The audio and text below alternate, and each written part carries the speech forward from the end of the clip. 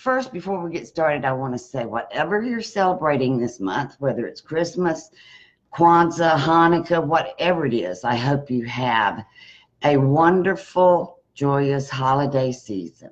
I know I'm looking forward to it. A couple of days off work, time with family and the new granddaughter, and it's going to be wonderful. So I hope you find the same. And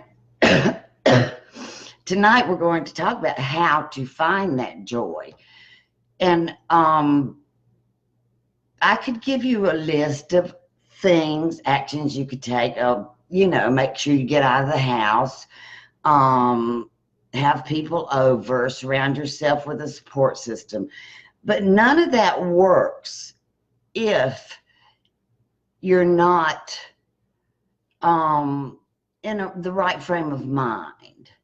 You can keep yourself busy and you can keep yourself distracted, but that's not going to lead to joy or contentment or rip-roaring good time.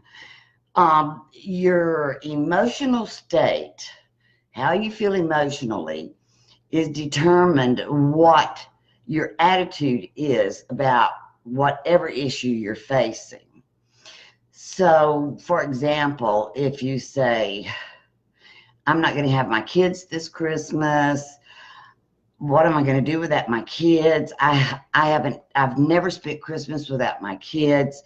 It's going to be horrible. Guess what? It's going to be horrible. If you can interrupt those negative thoughts with more positive thoughts.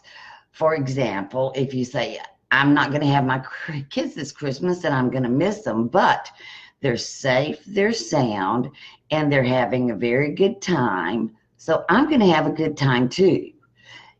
If you do that, you're more likely to have a good time. It's a simple concept, but can be kind of difficult to put into practice. But all it takes is confidence. You knowing that you have the ability to do whatever it takes to face any kind of adversity in your life.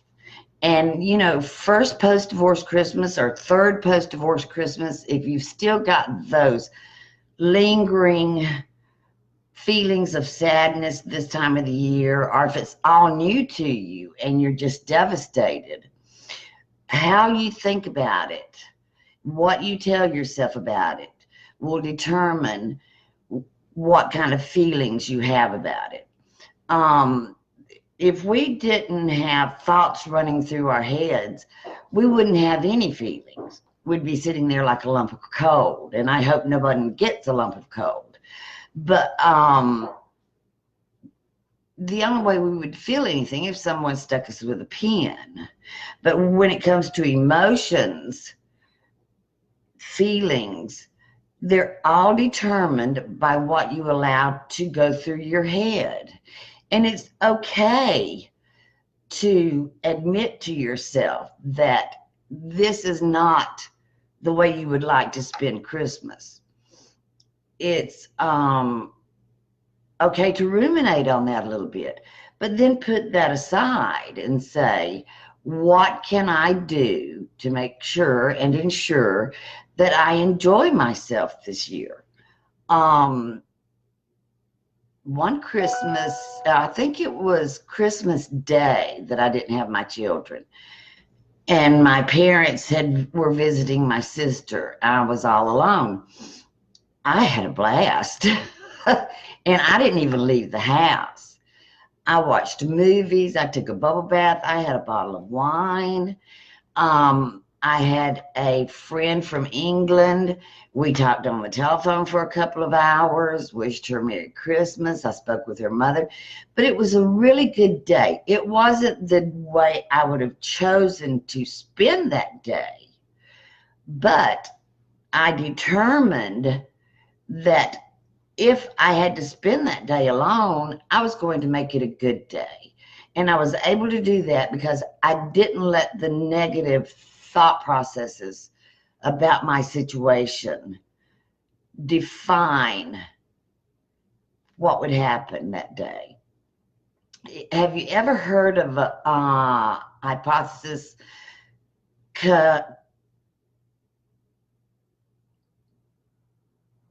What is it? I'm trying to hypothesis confirmation bias, which means if you think it's going to be bad, it's going to be bad.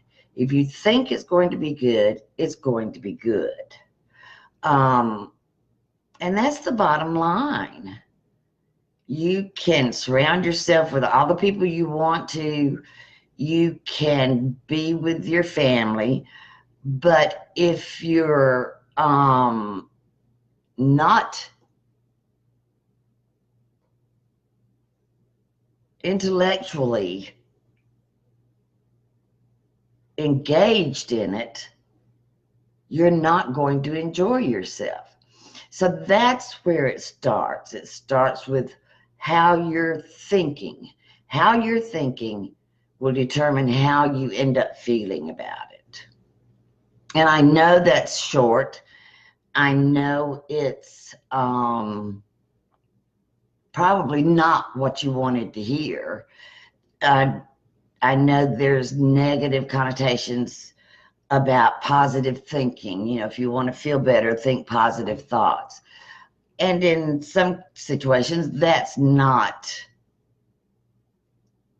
that's not going to help. But if in situations like this, where you're facing a holiday and you're feeling depressed or lonely, it will help. It will help tremendously, and I encourage you to do that. Okay? Have a good one, because you know what? It's up to you. It really is. Whether or not you have a good holiday is up to you. Before I end this tonight, and I know we're going pretty quick, but hey, it's the holidays. I've got 2 questions that I want to read and answer. The first one is from Gracie. She says, my ex says he is keeping our kids Christmas week. I'm supposed to pick them up at lunch on Christmas Day. What can I do if he refuses to let me have them?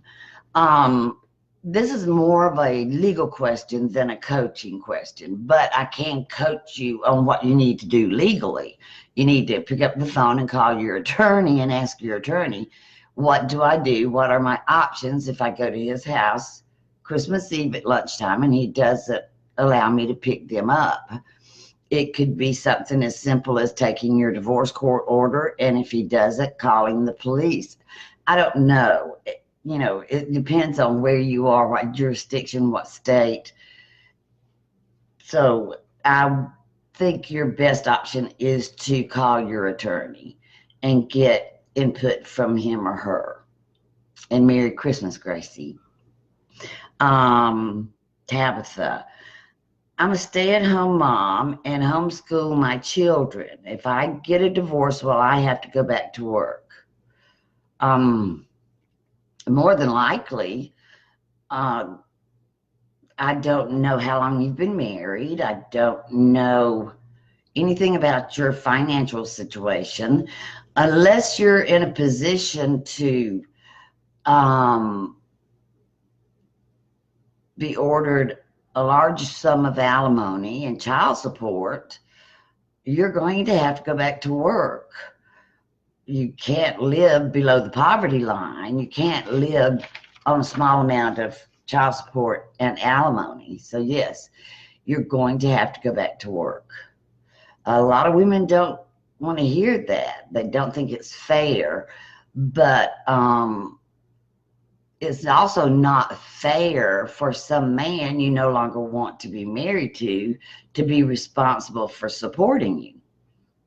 If you want a divorce and you leave the marriage, you need to have a means of support lined up.